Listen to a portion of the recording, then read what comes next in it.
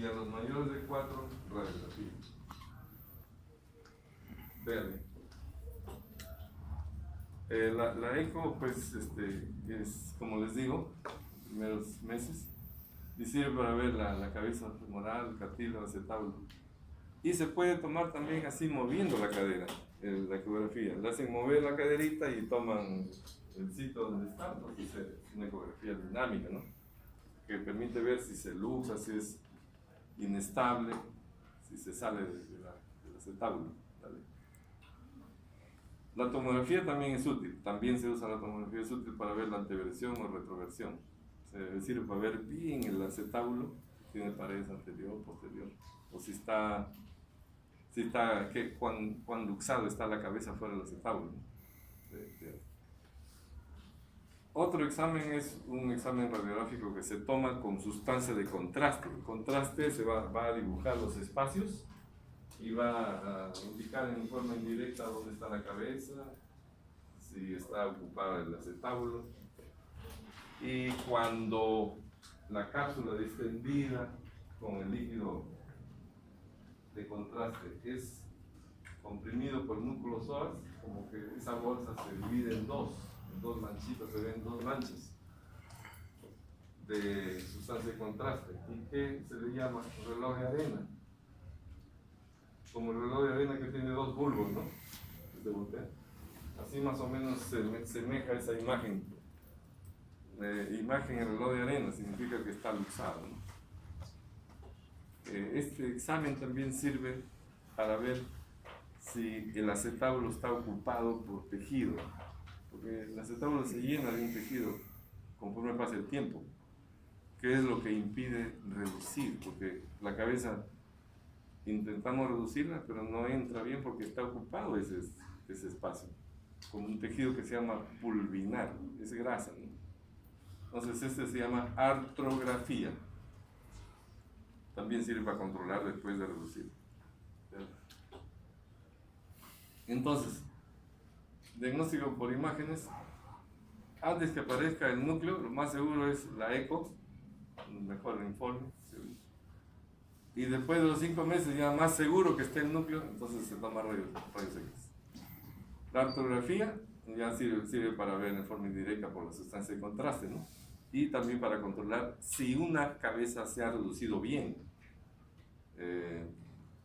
La imagen en el reloj de arena es cuando no es las dos partes en que la cápsula se dibuja con la sustancia de contraste, ¿no?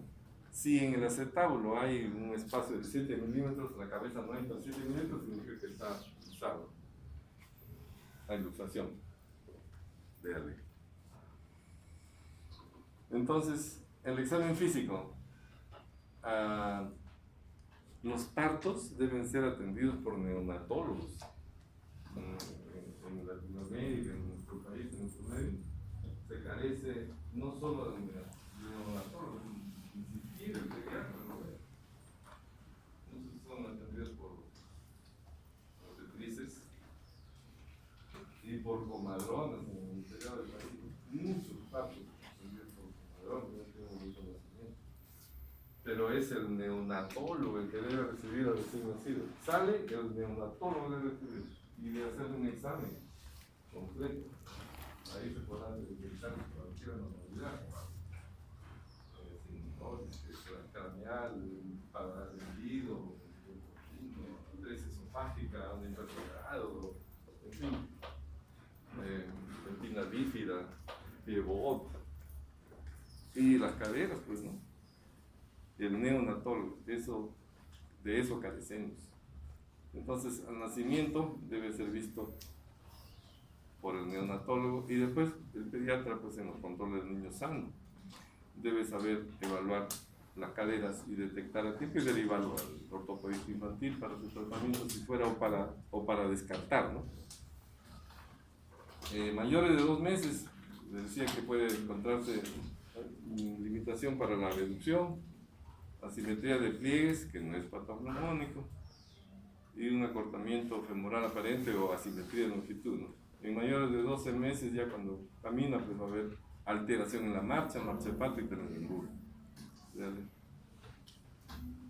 Les decía que de los 0 a 6 meses se llama la etapa dorada, porque ahí se consiguen mejor tratamientos y secuelas. De los 0 a 6 meses es la dorada. De 6 a 18 es gris. Y después de los 18, negra, porque ahí sí va a haber ya secuelas. Va a haber secuelas irreversibles. No, va a dejar ya una limitación, asimetría, una limitación. Bien.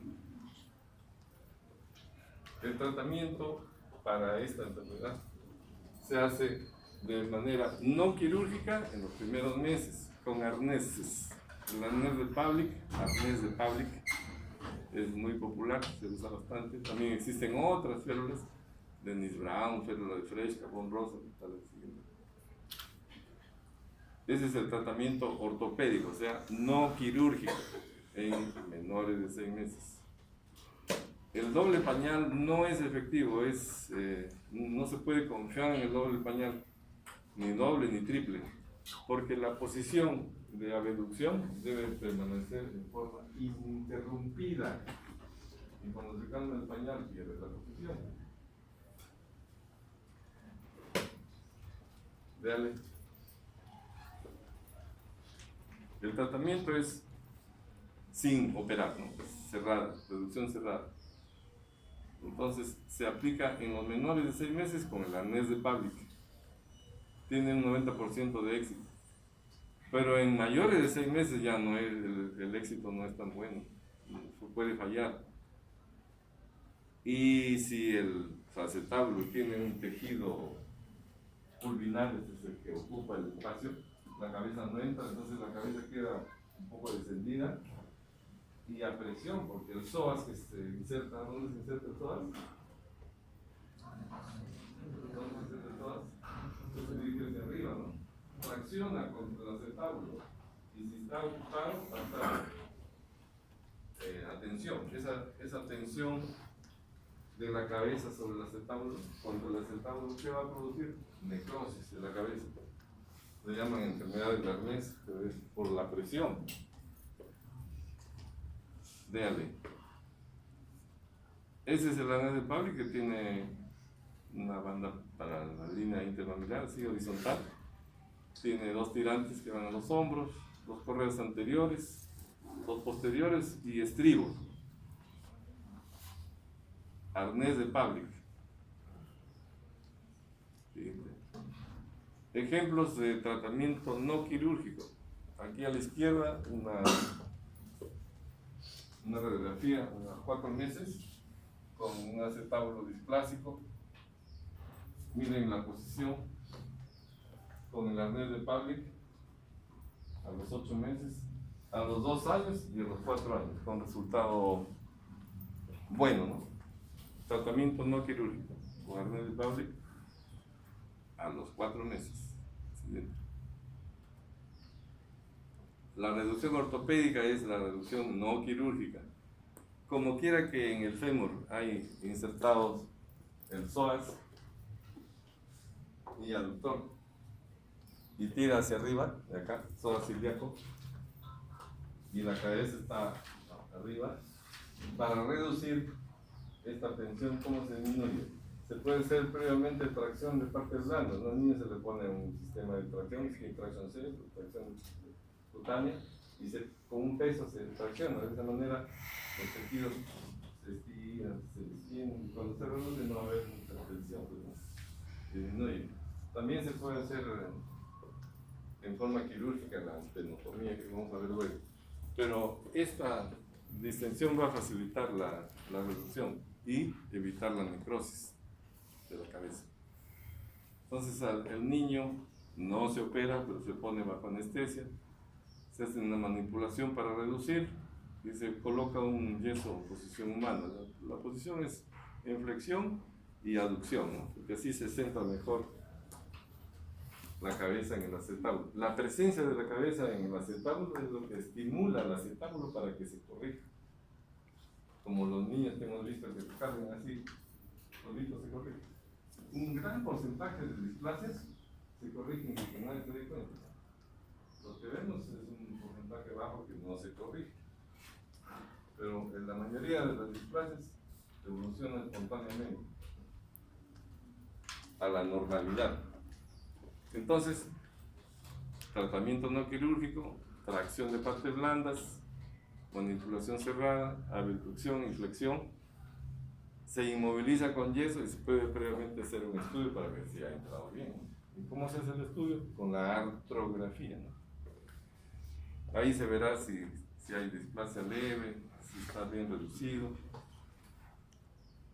si la cabeza ha entrado completamente, o si hay partes que no le dejan reducir, ¿no? Bien. Ejemplos de tratamiento. Miren acá, se ve un cartílago hipoplástico, no sé si lo podrán ver. Este es chiquito, este es más grande, ¿no? Allá le puede reducir el aparato yeso, este es yeso. Esta mancha que ven aquí es yeso. Un control a los 2 años y control a los 7 años. Con resultados buenos, ¿no? Bien. El tratamiento quirúrgico, se hace en las caderas que no se pueden reducir. Esta es una cadera que está afuera, el acetábulo es acá abajo, ¿no? Aquí es donde debe estar la cabeza. Este es el ligamento redondo, que está grande y grueso. Esta es la cápsula estirada, redundante. Acá hay pulvinar, una grasa que impide. Y miren, la cápsula también está muy grande, ¿no? Entonces todo eso se tiene que corregir. Se tiene que sacar el ligamento redondo porque impide que se reduzca. El limbo está invertido. Esto sirve para, no es hueso, pero sirve para dar más calidad a la cabeza. Pero en este caso, la parte blanca y la cabeza lo invierten hacia la cabeza y también impide que se reduzca. Dale. El psoas por aquí se inserta, ¿no? En el trocánter menor, aquí, y jala hacia arriba, en el trocánter menor. Se inserta el psoas ilíaco, que tracciona hacia arriba y también produce una limitación para reducir y una presión de la cabeza contra el acetábulo. Dale. Los objetivos del tratamiento quirúrgico es reducir la cadera, mantenerla y que no se necrose la cabeza para que quede una cadera normal, ¿no? Funcional. Dale. De los 18 meses a 3 años se considera que es factible una remodelación acetabular. Mantener un poquito, a ver. Anterior. Listo. Ya, esas son las indicaciones del tratamiento quirúrgico, ¿no? Si no se puede reducir, si la cabeza persiste fuera, y si la zona de seguridad es menor de 25, se refiere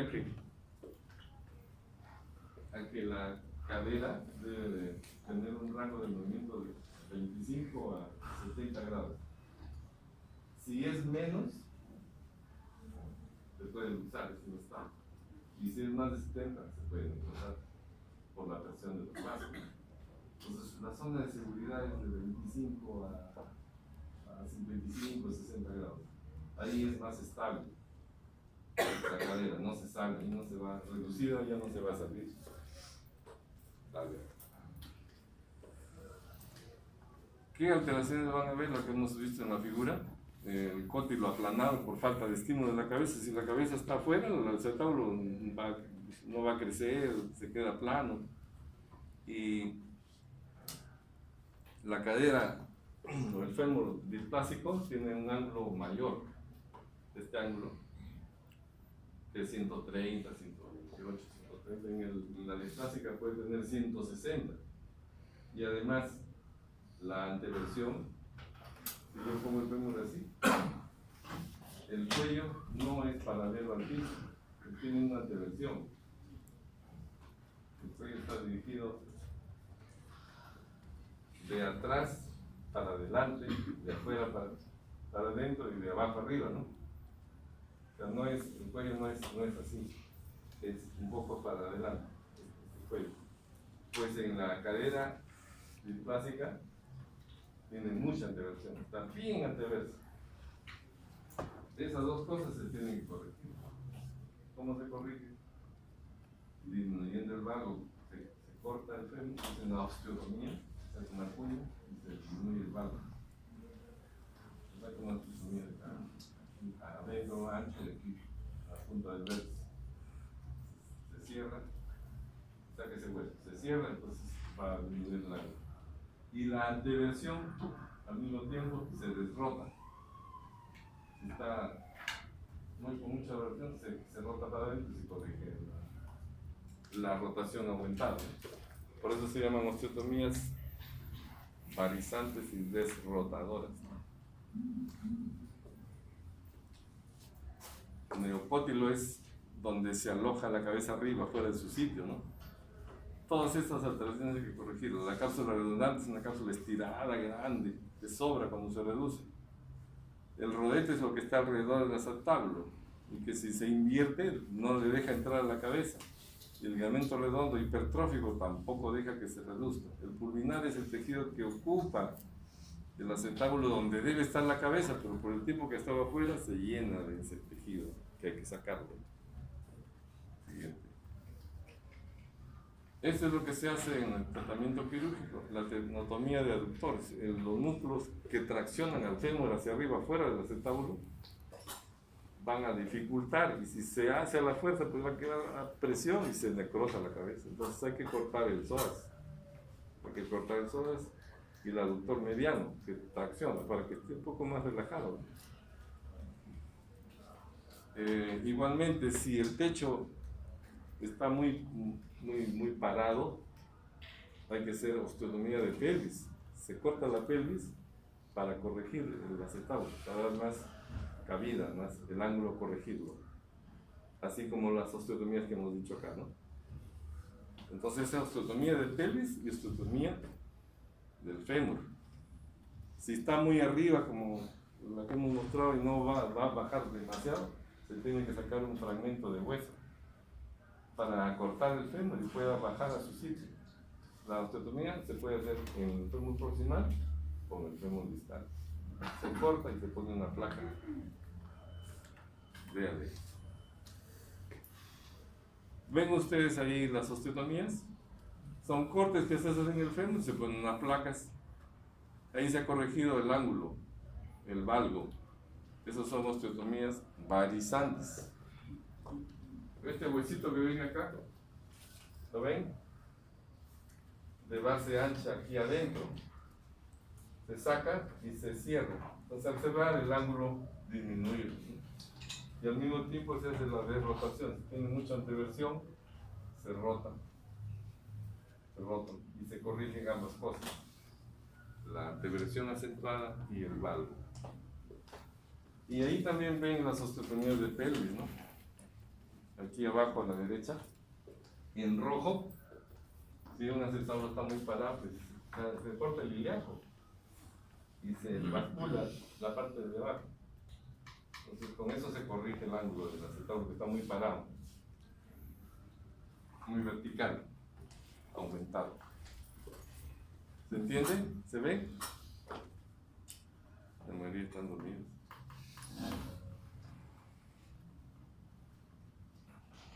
Esas placas sirven para fijar la osteotomía del hueso que se ha cortado, ¿no? Y ahí pega, pues ahí tienen que pegar con la corrección. La imagen de lo que hemos hablado, de todas las anormalidades, ¿no? El pulvinar que está en amarillo, el psoas que tracciona, la cápsula redundante, el limbo, este es el borde que se invierte, se mete y no deja entrar la cabeza, el ligamento redondo. Siguiente. Entonces todo eso se saca. El pulvinar, el ligamento, se corta el psoas. Y alrededor del acetábulo hay un anillo y abajo hay una especie de ligamento. Este es lo que está alrededor del acetábulo, ¿no? Alrededor del acetábulo hay un anillo y abajo hay un ligamento transverso que normalmente tiene la finalidad de que no salga la cabeza, pero esto en la displástica puede estar acortado, está cerrando y es más grueso, no deja que reduzca, entonces también hay que cortarlo para que pueda reducir. Vean, si lo entiendes bien, ¿no? Antes de esa, creo que se ha saltado, ¿no? Bueno, el tratamiento quirúrgico que aquí se popularizó mucho es la técnica del glúteo, o también se llama vía deductora, porque se hace con la vía deductora, con la parte interna del muslo arriba, en los niños pequeños. Se hace una incisión por ahí y se hace la tenotomía de aductor, que es lo que jala el fémur para disminuir la tensión, y también, bueno, también se corta el psoas, allá a la derecha, miren, ¿ves? Los profesores decían, ahí debe ser el tendón blanco, nacarado, se ve blanquito, y también se corta, se corta. Ese es el psoas, que se inserta en el trocánter menor y que jala, pues, ¿no? Se corta eso ya, relaja y se puede reducir, y se evita así la necrosis de la cabeza, la osteonecrosis. ¿Ese es cómo se llama esa técnica? Vía deductores o Ludlow. Entonces por ahí mismo se llega a la cavidad acetabular, no es que corta aductor, mediano, tenotomía del psoas ilíaco, vale. Se ve la cadera al fondo, esa es la cadera, se luxa la cabecita, está parcialmente, ¿no? La cabeza está por otro lado. Se limpia bien el acetábulo, el vulvinar, la grasa, el tejido fibroso, para que la cabeza pueda entrar.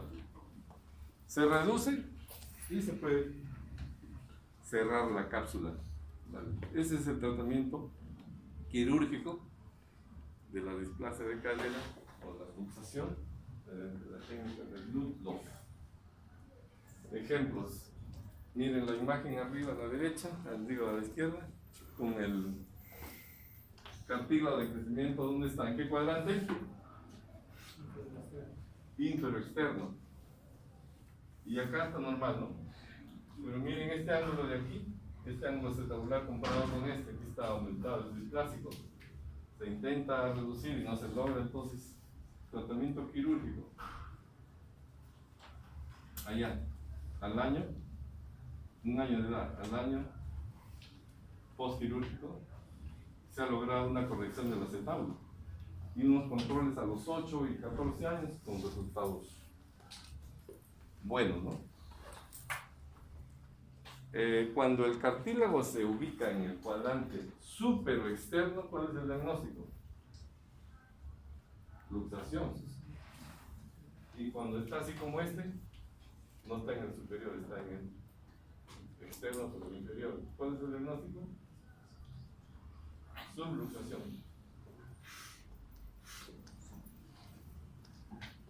Siguiente. Las complicaciones son la osteocondritis, que es necrosis de la cabeza, por presión o por daño, se va a la isquemia y se muere la cabeza. Puede también haber dolor, marcha defectuosa con claudicación y consecuentemente hay una asimetría de longitud. Miren, la cabeza está pequeñísima, ¿no? Comparada con el otro lado, se ha ido a la necrosis. Osteocondritis se llama, ¿no? Es por necrosis. Bueno, este es lo que hemos visto, es el tratamiento quirúrgico de un niño, pero cuando no se trata, hemos dicho que hay secuelas irreversibles. Muchas caderas no se tratan. El niño pequeño no pesa mucho, pueden haber leves displasias que no alteran mucho la vida, pero conforme pasan los años, el desgaste es mayor que el de una persona normal. Si una persona normal presenta una artrosis a los 80, 90 años, pues una cadera displásica puede presentar a los 40, 35, antes del tiempo, digamos, ¿no? Con dolor, limitación, alteración de su vida, ¿no?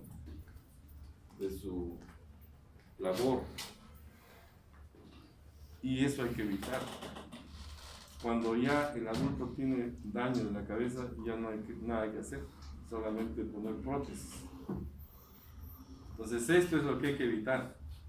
Es muy costoso esto y tiene sus complicaciones. Poner una prótesis no creo que es la panacea.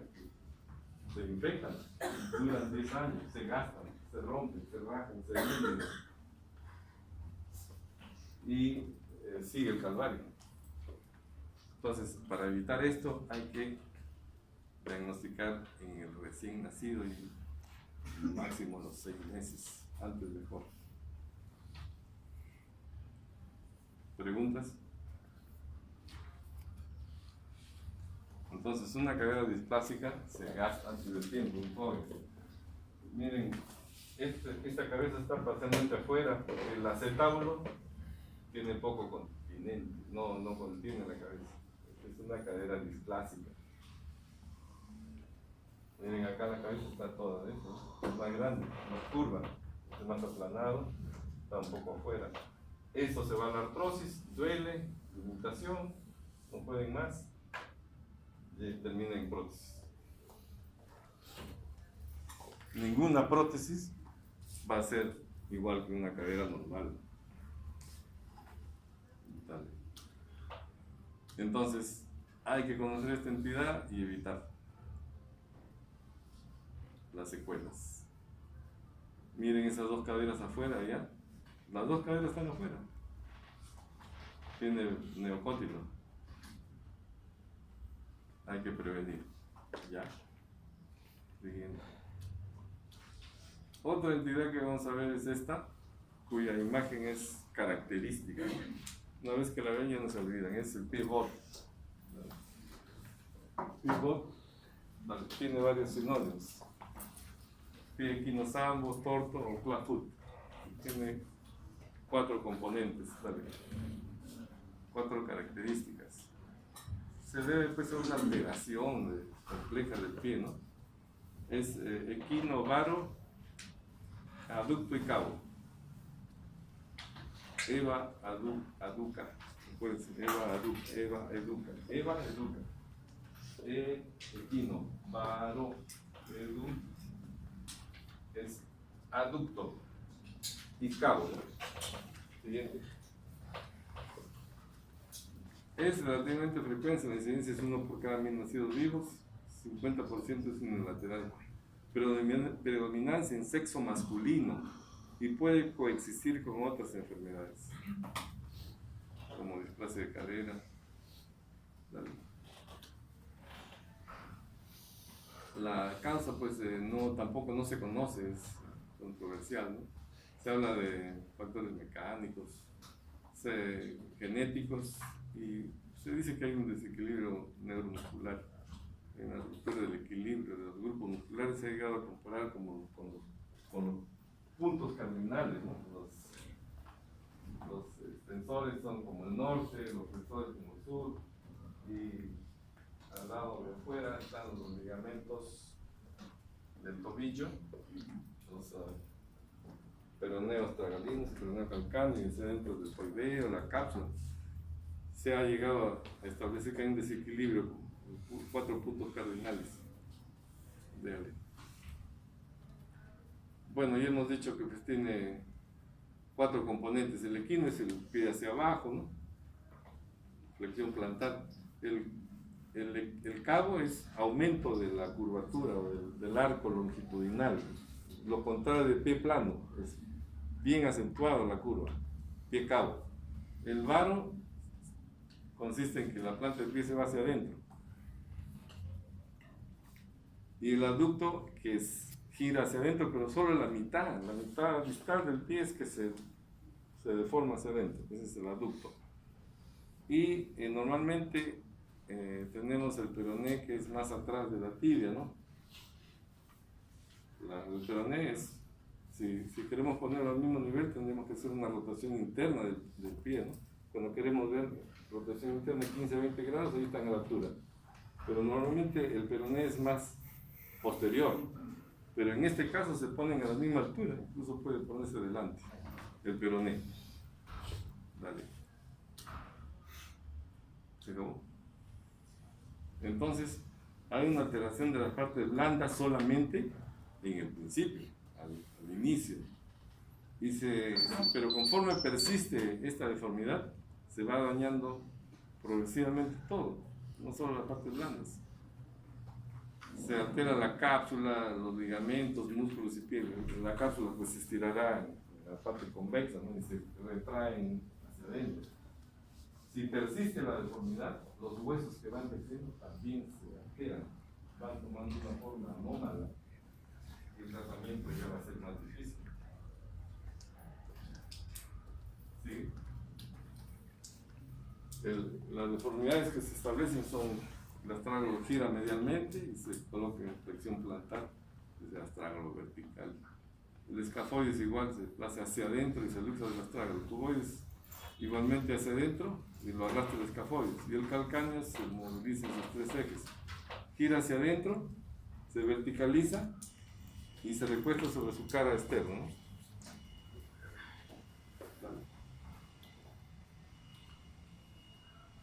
Entre el astrágalo y el calcáneo, sus ejes forman un ángulo, normalmente, pero en el pivot están superpuestos en la vista AP y en la lateral están paralelos. Se debe tomar radiografías AP y en flexión plantar y flexión dorsal, ¿no? De los ángulos ya están alterados. Dale. Esos son los ángulos, es normal, y aquí están superpuestos porque se gira el astrágalo con respecto al calcáneo. Vale. Vale. Bueno, el resultado depende de estos factores, ¿no? Depende de qué tan deforme esté el pie, ¿no? Y de la magnitud de la rotación de las partes blandas y sobre todo del momento en que se hace el diagnóstico. ¿Cuánto tiempo se ha tardado en hacer el diagnóstico? El diagnóstico aquí igual es en el recién nacido. Y el tratamiento es en el recién nacido. Desde el recién nacido. Se usan yesos que se van cambiando. ¿Siguiente? Entonces se colocan yesos en forma suave, ¿no? Se moldea bien. Y hay que cambiarlo cada semana. O cada 2 semanas. Por la creciendo, se va corrigiendo. Y la mayoría de los que se corrigen con este método concéntrico, con los yesos progresivos. No hay que forzarlo, porque al forzarlo se rompen las estructuras y va a formar una fibrosis que va a ser peor, ¿no? Es suave, poco a poco. Pero del recién nacido, no hay que esperar más. Sí. ¿En quiénes se hace el tratamiento quirúrgico? Los pies que no se han podido reducir, que son pocos. Y el pivot que vuelve a presentar la normalidad, y en los que no se han tratado, ¿no? Los que no se han tratado persiste la deformidad. ¿Vale? Algunos tienen incluso que caminar arrodillados, los pies están tan deformes que no pueden pisar. El tratamiento quirúrgico de aquellos pies ya evolucionados pues es más complejo, ya no es solo con yesos, ¿no? Ya está todo retraído, deformar los huesos. El tendón de Aquiles está encogido. Lo primero que hay que hacer es elongar el tendón de Aquiles, y en la cirugía se va corrigiendo cada cosa, se va cortando la cápsula, el hueso. Aquí también hay que hacer osteotomías, cortar los huesos hasta dar la forma, ¿no? Una vez que se llega a dar la forma, en algunos sitios la piel sobra, en otros lados queda tensión, y hay que fijarlo con elementos metálicos, con clavos, y inmovilizarlos con aparato de yeso. El yeso tiene que ser ortopédico. Dale, siguiente. Porque si se pone solo bota, el pie gira, pues no. Si se pone una bota, el pie va a girar a la bota. Entonces tiene que ser ortopédico, en flexión. Dale. Ahí, ortopedia en flexión, después de reducir, se establece la forma del pie y hay que esperar que cicatrice, ¿no? Otra entidad es el pie plano. ¿Sí? Y el pie plano es una deformidad, pero que no se puede diagnosticar en el niño, porque todos los niños nacemos con pie plano y además valgo. Es decir, pie, además de plano, casi siempre es valgo, además. Y no se puede hacer un diagnóstico en un niño de 2 años de pie plano porque recién está formando, ¿no? Dale. El pie plano es la disminución del arco longitudinal, ¿no? Disminución o ausencia del arco longitudinal. El pie va formando su arco conforme crece y conforme se desarrollan los músculos. Los músculos se desarrollan con la actividad. Si le ponen zapatos ortopédicos de esos tiesos, ¿cómo se van a desarrollar los músculos? No dejen que hagan fuerza los músculos. El zapato ortopédico para el pie plano es contraproducente. O sea, no solo no hace nada, sino que hace daño, empeora. Lo que forma el pie es la misma actividad. Algunos niños, a los que se les ponen zapatitos, se tienen que poner zapatos muy blandos, de banano, ¿no han visto los pibes? Esos son adecuados, pero no zapatos tiesos que no dejan desarrollar su musculatura. La fascia plantar, que desarrolla la fuerza, va a traccionar y va a hacer que forme el arco. Eso es lo que va a formar. Vale. Digo que el pie plano es además valgo, porque si ustedes ven acá, vean los detrás, entonces en una línea va a quedar no en el centro del talón, queda hacia adentro el talón, porque el talón está hacia afuera, ¿no? O sea, el pie es plano y además valgo. Si estás en una línea por detrás, la sección aquiliana va a quedar por dentro del talón, no en la mitad, como lo ven ahí, ¿no? Factores que aumentan el pie plano, pues la edad, con el peso también, las largas estadías de pie, y si hay una deficiencia de la fuerza muscular, ¿no?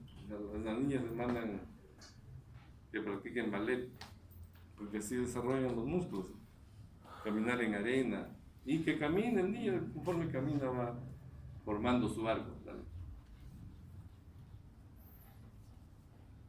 Entonces el niño pequeño tiene el pie plano, pues recién se va formando, al 6º año ya debe tener un arco plantar, ¿no? Les decía que se acompaña generalmente con valgo además, ¿no? ¿Qué produce? Los pacientes se quejan de fatiga muscular, que tienen calambres nocturnos y que tienen dolores de columna y de muslo. Son los síntomas que presentan los que tienen pie plano. Algún porcentaje de personas, de niños, pues se quedan con pie plano, ¿no? Y esos son los que se iban a quedar de todas maneras, se use lo que use. En Estados Unidos no se usa el zapato ortopédico, porque ya han visto que se corrige solo. Y el que va a presentar plano, use lo que use, va a tener pie plano. Entonces, el adulto tiene que mejorarse la pisada con qué? Con plantillas, ya, digamos. En el niño sí se puede corregir, en el que está en crecimiento, el ejercicio, el desarrollo de los músculos, que son los que van a determinar el largo. Pero en el adulto ya no hay nada que hacer. Véale. Entonces, ejercicios. Bueno, si tiene sobrepeso, hay que hacerle que baje de peso. Y caminar en puntas de pies, en cantos de pies, en talones. Es decir, todos los ejercicios que ayuden a fortalecer los músculos para que formen el arco. En el adulto ya no hay nada que hacer. Igual le va a doler, entonces tienen que usar plantillas, bajar de peso, y si duele aún así, pues una terapia con antiinflamatorios, analgésicos.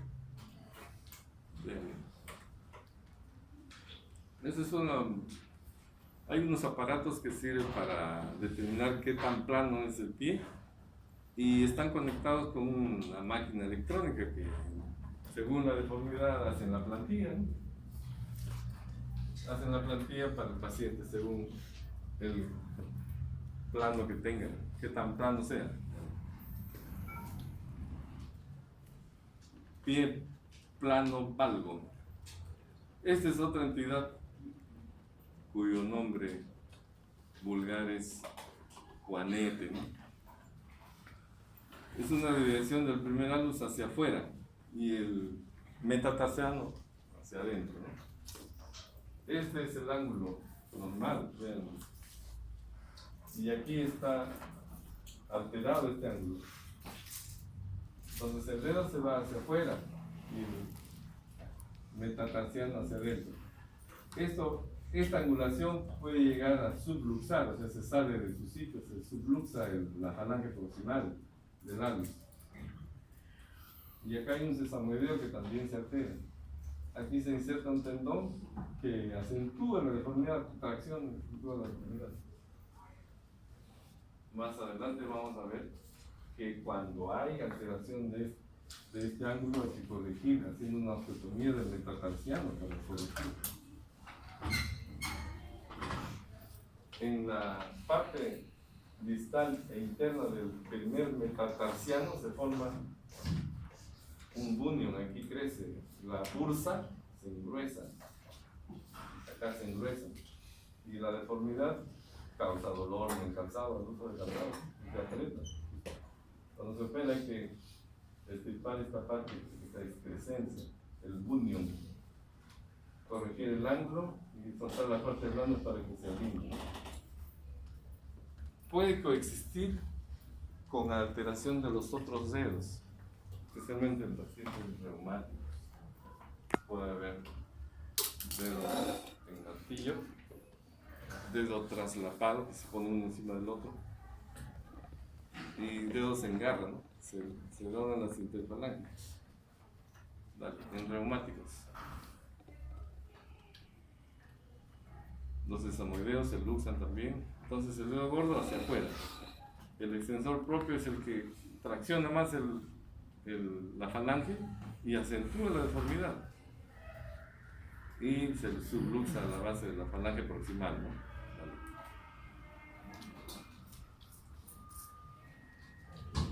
La deformidad de la cabeza, ya dije que hay que corregirla, se hace un cortecito de la parte que sobra.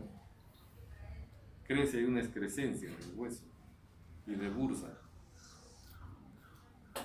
Los dedos en garra, ¿cómo se tratan? Se cortan los tendones flexores. Se cortan los flexores y se corrige. Si es un poco rebelde, se puede pasar unos clavos para mantener la alineación y después de una semana se retira, ¿no?